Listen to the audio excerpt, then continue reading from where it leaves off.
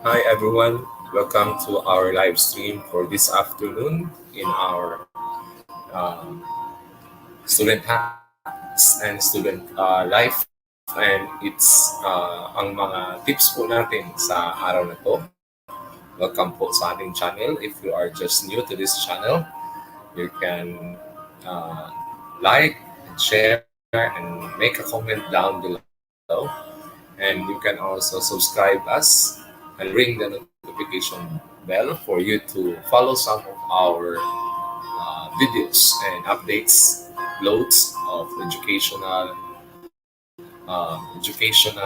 videos, no, for our um, study tips. No, for this time we are having our tips for how to survive from distance modular learning. So this is a very timely topic, no, para sa ating mga modular class students. This is your time for you to learn how to survive, how to cope up the different problems, issues, and concerns when it comes to modular class. So magbibigay po tayo ngayon ng mga tips natin para sa ating mga mag-aaral na mga modular class students. So welcome to our talk with Sir Jobs. No? So I hope that you will learn from this day uh, these tips. No? We have prepared 10 tips for our modular class students or distance modular class students. We all know that we have a lot of problems and difficulties when it comes to answering your modules on how to complete the task in the modules. So by this, we will start now. Our first tip for our modular class students, of course, number one, you need to define your reasons of your study. That's the number one tip that we can give to you. No? Of course, that tip will really help you, no, to make your goal, no, set your aspiration in order for you to serve that as your foundation. For example, if you may encounter some problems, obstacles, challenges, and struggles in answering your modules, it will be keep on your mind, no? Nakatatak ito sa iyong mga isip na kailangan mong tapusin dahil mayroon kang na-set na goal, no? Every one of us, we have our own dream, no? We have our goals, why there is a need for us to study, why there is a need for us to continue our study. I know that the educational format or procedure right now, no, in the new normal, it is a very painful process because there is a less instruction or supervision that was given by your teachers. But does but that does not hinder us for to continue our dream, because this dream that we need to achieve will be the main reason, the primary reason why we continue to seek, to continue to reach our goals. So we should use these goals, the reasons of our study. We should consider this one as a weapon, no? Weapon against hardships and struggles when we are doing our modules, no? That serves as our foundation to cope up all of these struggles. I know that it is very difficult this time, no? Because in your learning module, you don't have a teacher who help you from time to time. So I think, again, I repeat, our first tip is define your reasons of your study. The second one, this is also helpful, another tip for our modular class students out there. Number two is comprehend what you read. So dapat intindihin natin, unawain ang ating mga binabasa, ang laman mismo ng ating mga learning modules. I know na napakahirap, no? It is so difficult, no? I think most of the modular class students we have from the high school, elementary, or even in tertiary for those who have their modules, learning modules, it is so difficult to answer a learning modules. Although we are now in the second year of the implementation of the distance learning of the Department of Education, we still experience some struggles and hardships. So our second tip is you read carefully, no? Internalize all the content of your learning modules. No? These learning modules are what we call self-learning modules. There is a less supervision, less instruction that is coming from our teacher. No? So you need to understand it carefully, internalize. We all know that the learning modules are structured. No? What do you mean by structured? It is already prepared by our teachers. There is no flexibility on it. That is why if the questions, the activities in the modules are already given, you need to answer on that. There is no flexibility. No. Again, another thing is it also help us to develop resiliency. So what is that resiliency? Ano itong resiliency? No, you will become self-reliant and independent learner when you become when you can be able to accomplish. No, I think this is now our second year, and of course, you have encountered all of those problems and difficulties that we had in the first year of the implementation of the modular class or distance learning, especially in the modules. So what you're going to do is to read the content, the learning information, the learning activities that is given to you by your teacher. So read the activities and the learning content carefully and internalize it. Okay, so our third tip, another tip that will be great, that could be a great help for you, our dear modular class student. According to this, you need to utilize supplemental resources. So what is this? No, supplemental learning resources. Now, if it is very new to you, the supplemental resources, ito yung mga learning materials na maaaring tutulong sa iyo sa pagsagot ng iyong mga modules upang mas lalo pang maintindihan. Although we don't have the library or the learning resource center for this time, so but you need to be resourceful in order for you to understand your learning modules. There are available na mga learning materials in the internet. No? Although you are a modular class, no, but you need also to have some time, no, to visit the internet, to watch the educational videos. No? What else? It is also a great help for you, no, to if you have cell phones. No, there are some educational resources that could be accessed through your cell phone. No, there are offline na mga resources, learning resources. What else? No, aside from that, the learning modules is different from the textbooks that we had. No, but if you have some textbooks there that been allowed, your school allowed you to use. No, you have your encyclopedias if it is available. Now we have DepEd TV, no, the Department of Education TV. They have launched this one as a supplemental resources in our learning modules. So maaari kang manood. Meron din tayong radio-based instruction na binibigay ng ating Department of Education na kung saan ay pwede nating pakinggan, pwedeng makatulong sa atin sa pagsagot ng ating learning modules. What else? We have educational channels. What are those educational channels? No?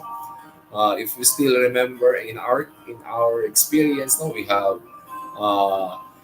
knowledge channel, discovery channel. No? If you have that kind of access, that could be a great help, isang malaking tulong, isang malaking bagay upang mas maunawaan pa natin ang ating learning modules. Kaya nga ang mga learning modules ay tinatawag nating self-paced learning. Okay? So that is our third tip, no, for our modular class student. Utilize the supplemental resources. Now, our fourth tip for this time is be inquisitive and ask for help. So what does it mean? No? When you are inquisitive, keep on asking. No? You become so curious. No? Because I believe that our learning modules, the activities are very difficult to answer because teachers are not around in our respective house. No, our teachers are there only to distribute the modules, or we can contact them, but not all the time we can get an information or help from them. So what they're going to do is ask assistance for your family members. You have your mother, yung kapatid mo, yung kaibigan mo, yung papa mo, yung mama mo, yung nanay mo, yung mga tito, tita, ay maaari mong tanungin o hingan ng tulong. But the problem is, do not let your family members, your relatives answer your modules. What we need is a help or assistance because sometimes, no, ang sinasabi nila, there is no learning, in fact, in the learning or in the self-learning modules. But we can still learn from that. No? We become independent, as I said. You become self-reliant, but you need always a help. No? You can ask your teacher. We have group chats. No, we have different ways of communication. Yeah, you ask your teacher courteously. Of course, they have limited time also. You cannot ask them every hour, every single hour of the day. No, you need to be courteous to your teacher. No, so say good afternoon, good morning, and of course, after having the help from our teachers, of course, we need also to be grateful to them. We need to thank them, and we need to say thank you for helping us. No, okay. What else? Mm, our teachers are willing. Our teachers are very much willing to help. No, in our case, our teachers are there. They do the academic counseling. No, we have the mobile teaching. No? They once in a while visit you in your respective residences. So be inquisitive. No? Pag hindi kaya, do not presume that you can answer. Do not presume that you know everything, because we believe and we understand that during this time in the pandemic, no, there is a less, no, supervision nga, less instruction coming from our teachers. Okay, so our fifth tip for our modular class students out there. So number 5 is create a study space. So what is this?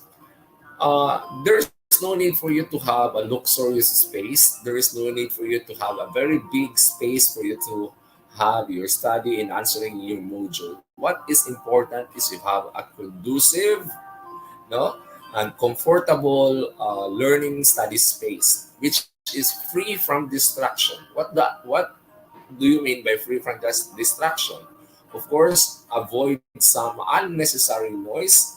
No, you find a space for you to concentrate, to focus on the learning modules that you need to answer to complete. No, so organize your learning area. No, clean your learning area so that you can easily access or easily find the things that you need to look for that will really help in answering your modules. No? What else? Number 6 tip for us here is do not force yourself. This is very important, our dear modular class students. Sometimes we need to consider, no, to have a break. Do not force yourself. Do not overdo. Wag pasubraan. No?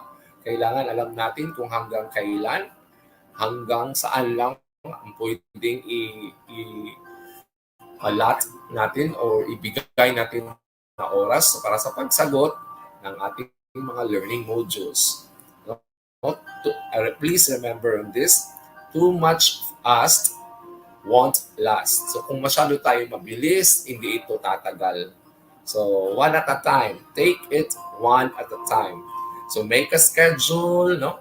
what subject that you are going to answer for this time. No, because remember, our brain cannot process the entire overload of information. Our brain can only process a bit of information, a segment of information. No, that would really, if we overdo, sometimes it will cause stress, no, pressure, and although we as learners, we need to finish all of this because of that and because of this. So but sometimes, no, the main reason why we have this kind of stress and pressure, and sometimes we got this anxiety because we were not able to finish the deadline, the learning modules in the deadline. It's already as admission day, but you are in your third subject pa. So what you're going to do is to schedule, no? Make a study plan as earlier say. After this is make your study plan, no? So our seventh tip is make your study plan. So and set a daily targets, no, so that you can avoid procrastination, eliminate or control your procrastination. You need to set your target dates for every subject. You intend this time for these subjects. Okay? So make a study plan, to make a to-do list, checklist, no, for you to monitor your progress. Our number eight tip, which is also important, number eight tip, very important also, our dear modular class student, stay positive. It is a feeling that we need to feel, no? Although we have some anxiety, depression, stress because of this learning module, but we do not allow those things to happen to us. We need to stay positive, no? Stay positive, not in COVID, but stay positive of your studies, no? To accept everything that the learning process is a painful process. No, it is difficult, but remember to always develop a growth mindset, no? Please always have this belief that I know it is difficult, I know it is so painful, I know it's too hard, but I can and I will do it, no? So that's aja, no, you can do it, no? Another thing, our next tip, tip number nine, which is also important as of now because of the pandemic. So our number nine tip is health is wealth. Health is wealth.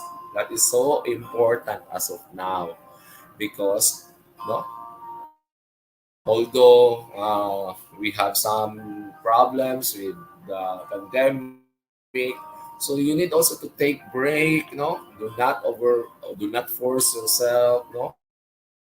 Take some break, a 30-minute break, or take your good food or good meal and have exercises or walk around, no? Do some exercises, uh, to eat and drink some healthy foods, because remember, an empty stomach may cause an empty mind. You cannot force your mind to work when your stomach are empty. So stay safe, stay healthy, so that you can still continue to achieve your goals. Our number 10, our last tip, which is also very important. No? This is the last tip, but this is not the least. And I think it is one of the most important tip. And what is that? Number 10 is reward yourself. What does it mean? You need to give a reward to yourself. Why? No? If you accomplish a certain activity in your learning modules, you got a good grades. Therefore, it will really help you to motivate in the near future. No? That will serve as your springboard, no? bigyan mo ng kasiyahan ng iyong buhay. No? We only live once. No? So meaning to say, i-treat mo yung self mo. No? Bigyan mo ng time na maglaro, do a recreational games, or recreational activities, jogging, swimming, or whatsoever. Eat what you want, no? And of course, stay always healthy, no? So, I think that's all for our 10 essential tips for our modular class students. So, those are the 10 modular tips, no, to survive, how to survive. So thank you so much for watching. I hope that you like it and you have learned something, especially to our modular class student. Don't forget to like, share, and subscribe this channel. You can also share this one to your fellow modular class students, to your friends, to your cousins, to your relative, to your neighbor, so that they could also be able to overcome, no, and they could answer their problem with these wonderful tips that we share to them. So, how to survive distance modular learning. So, thank you so much. Keep safe, everyone, and bye.